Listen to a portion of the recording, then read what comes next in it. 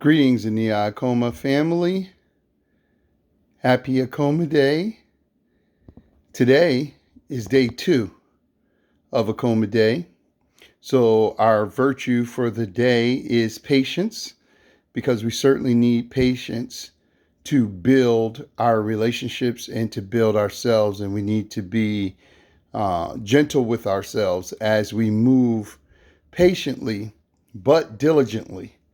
So patience doesn't mean that we half-ass it. Patience means that we accept that there is a divine process in all greatness, and that if we're going to align ourselves with greatness, we have to patiently accept that reality. But I wanted to share our family AKOMA Day altar for this year, the 23rd annual celebration of AKOMA Day, 6263 in our African Nubian Kushite Kemetic calendar, and in our Greco-Roman calendar, we're in the year 2024. And so let's see what we have on the altar. So we definitely have our foundational piece, which is our Mufana wa Akoma, which is the Black foundation that represents our unified purpose. We have the AKOMA. This year we don't have the usual AKOMA Mushima wa Akoma kit, the candle holders. Somehow during a celebration in Philadelphia where we were selling them and giving some away as gifts, somebody walked away with the only one that we had for our family. So we have been selling them since, and they will be back shortly. But the artisan that creates them is on a hiatus right now. So I have in an order for about 100 of them, so you can get them shortly. But we have our Mufana wa Akoma, which is that foundational piece. Next, for unified labor, which is the principle of today, the second day, we actually have the AKOMA. And again, it represents the man and woman being at a spiritual plane, going through their separate trials and their rites of passage, reconnecting the point down to the spiritual center from which they came. This is what the anatomy of the AKOMA represents. So that's the second symbol of the AKOMA Day altar. Then we have, when we have unified purpose, we put in unified work, and then we have unified transformation. The African butterfly, the Kepepio wa Akoma, is the symbol of transformation. And in relationships, we go through so many transformations that, like, we have had 24 years together, and the Washa says in this 24 years, we've been in about 4 relationships. So about every 6-7 years, we're in a new relationship together. We're changing, our relationship is changing, and it really coincides with the 7 sevens that we talk about. So then after we have unified purpose, then we have unified labor, the work, then we transform, we get the unified fruit, which we have here, the Mazal wa Akoma. This year we're showcasing some grapes and some little tiny apples. I forget what these apples are called. Nawasha told me what they were called, but they're delicious, right? So we load up our AKOMA Day altar with the Masai wa Akoma, and then we eat the stuff off of it as well to embody the fruit. But obviously the fruit also represents the children of the family. If you're mated, married, blended family, what have you, the Mazal wa Akoma represents that. Okay, so now we have the unified work. We have the unified purpose. We have intentionality. Then we have the unified work. We getting busy. We have unified transformation. We have unified fruit. So the benefits of that work and transformation. And now we're going to the unified mind, or the unified body. Forgive me. We go to unified body next. And that's the Mushima wa Akoma, the actual candles, the 7 candles. And we have 3 red for the ancestors, the elders, and the trinity of the man, woman, and child, knowledge, wisdom, understanding, and our reality manifestation. We have the three pink that represent the psychological, emotional, and physiological intimacy that we have. And then we have the one white that represents the unification or the higher level initiation that happens when we actually unify. So if you've been following AKOMA Day over these 23 years in this incarnation, you will see that the way we light the candles has differed. Because again, AKOMA Day is only 23 years old in its incarnation. And so it is evolving. At one point, we were going all the way through from the red over and starting from the first three red, then the first three pink, and then the white. But someone in London was saying to us about the polarity of the masculine and feminine, and the red representing the masculine and the pink representing the feminine, and the white representing the purity of their initiation. And so for the last several years, we have been lighting our AKOMA Day altar like this. So day one would be here. Let's see if I can light this here. If it'll catch. Will it? Will it? Will it? We have this in front of our fireplace at home. We have a little fireplace in our living room where I am. And so it actually did catch. And then we will come here for day two.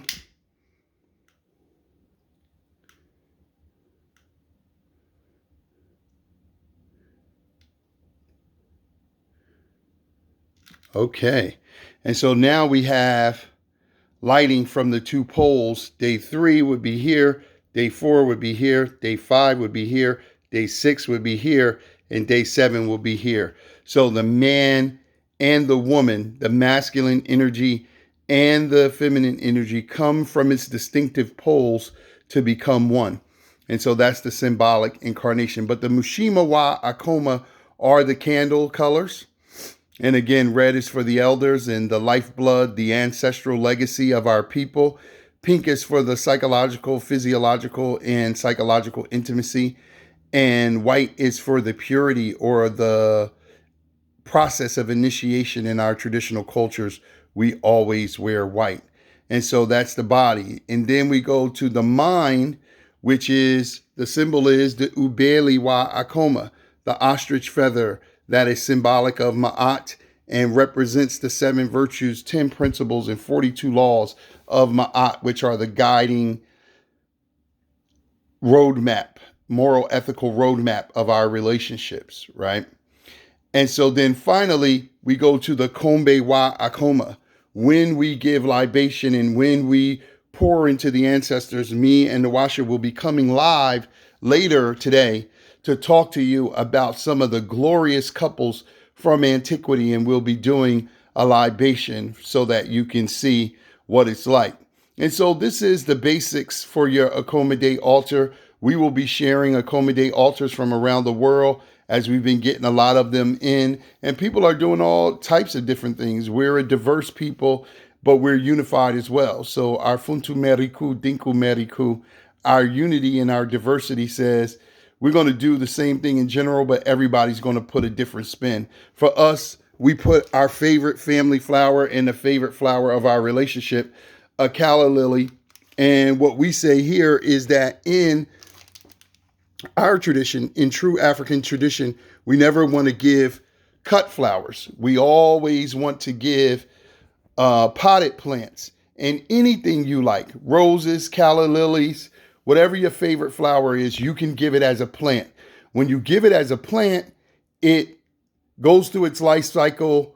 It germinates, it blooms, it blossoms, it comes to a peak. It then goes to a denouement until it finally withers and dies away. But the beautiful thing about our understanding of life, it's not the end. As long as the ground is fertile, the seed will regerminate and bloom again. And so just like we are born from the spirit realm, live in this life, and then we're born back into the spirit realm until our eternal spirit is born again into another soul.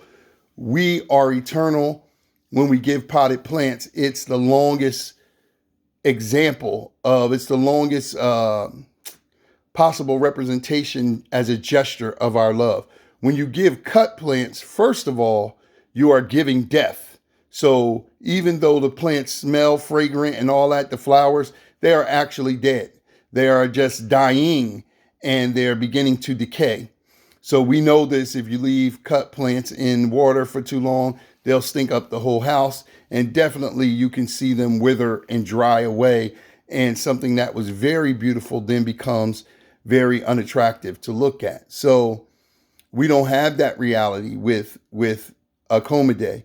The other thing is, with the potted plants versus the fresh cut flowers, there's billions of dollars being spent annually here in America, where Nawasha and I are, on harvesting plants just to cut them down to give to somebody to throw away a few days later.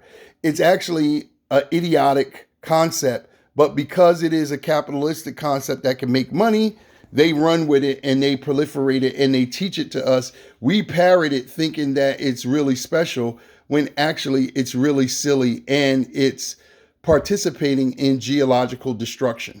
So when we operate our love relationship in Ma'at, it becomes holistic, and everything we think, speak, and do is in alignment with that holistic consciousness. So these are some of the things that we wanted to share for AKOMA Day. Of course, I have my little Sankofa, which is the continent of Africa, with the Sankofa coming out with the Mushima wa AKOMA Day Kanara kits. If you've never seen it, it is the same thing, but instead of having a Sankofa that looks very similar to an AKOMA, it has an AKOMA coming out, and then it has the 7 holes for the candles. So it's a little bigger than this, but it's exactly designed like this. In fact, this was the prototype for the AKOMA Day Kanara. So if you've seen those, I'll put up a pic for them. If you've never seen them, they're very beautiful. They come in like 3 natural wood colors, and you could choose like from a cherry red, a pecan, and more of like a walnut color, right? And then you can have the foundations of your AKOMA Day kit. But if you are a person who celebrates Kwanzaa and you have a Kanara, you can utilize that. Or you can utilize, we've had people just show us a red candle, pillar candle, a white pillar candle, and a pink pillar candle. And that's what they have used for their AKOMA Day altar. So get in where you fit in, do the best that you can. Again, as soon as the new stock of AKOMA Day Kanaras becomes available, I will definitely post them on the AKOMA Day Everyday page, the Facebook page, and I will send the message out to our vast email list and let people know they are available. Every time they come out, they go. So I'm looking for a distribution deal so I don't have to send those out around the world. That's a big task. And I'm going to connect with somebody, We Buy Black or somebody, to help me ship these things around the world. So, as always, I just wanted to share, look out for more live videos coming, more interviews, more shares about dynamics happening around the holiday.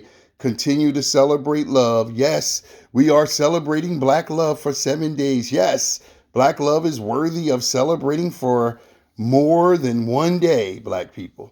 So hold on. If you are the courageous and you are demonstrating endurance, this is the 23rd annual celebration of AKOMA Day. And until we go live later, as always, we greeting you in peace. And we saying, Akame AKOMA, AKOMA Intawaso, AKOMA Wa Mu, Nia AKOMA.